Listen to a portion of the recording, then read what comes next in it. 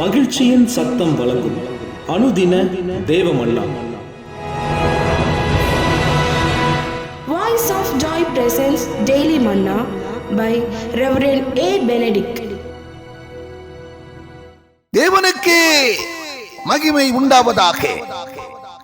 இந்த நாளைக்குரிய அனுதின தேவ மன்னாவாக புலம்பல் 3ஆம் அதிகாரம் 41ஆம் வசனம்.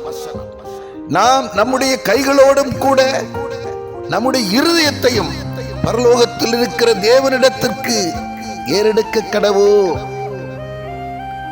எனக்கு அன்பான தேவச்சனமே, கைகளை உயர்த்துவது மாத்திரமல்ல, பரலோகத்தின் தேவனுக்கு நேராக நம்முடைய கரங்களை உயர்த்துவது மாத்திரமல்ல, நம்முடைய இருதயம் பரலோகத்தின் தேவனுக்கு நேராக திரும்ப வேண்டியது அவசியமாயிருக்கிறது. அவனுக்கு அன்பான தேவச்சனமே, எனக்கு ஒத்தாசை வரும் பர்வதம் நேராக என் கண்களை ஏறெடுக்கிறேன். வானத்தையும் பூமி உண்டாக்கின கர்த்தரிடத்திலிருந்து எனக்கு ஒத்தாசை வரும். ஆம், நம்முடைய இருதயம் ஆண்டவருக்கு உகந்ததாய் இருக்க வேண்டும்.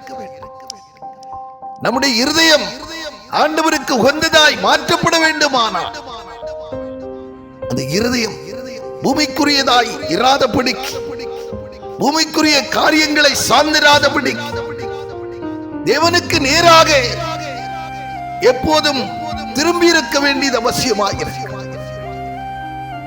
எல்லா காவலோடும் இருதயத்தை காத்துக் கொள்ளுங்கள் என்று வேதம் நமக்கு கற்பிக்கிறது. அந்த இருதயம் எல்லா காவலோடும் காக்கப்பட வேண்டுமானால் இருதயம் நம் தேவனை சார்ந்ததாயிருக்க வேண்டும், தேவனுக்கு நேராக திரும்பினதாக இருக்க வேண்டும். அப்படி இருக்குமே ஆனால் நிச்சயமாக அவருக்கேற்ற சுத்த இருதயமாக அவர் அதை மாற்றுவார். பரிசுத்தமாய் அவர் மாற்றுவார். பாவாசுசிகள் பாவாழுக்குகள் நீங்க அதை பரிசுத்தமாக்குவார்.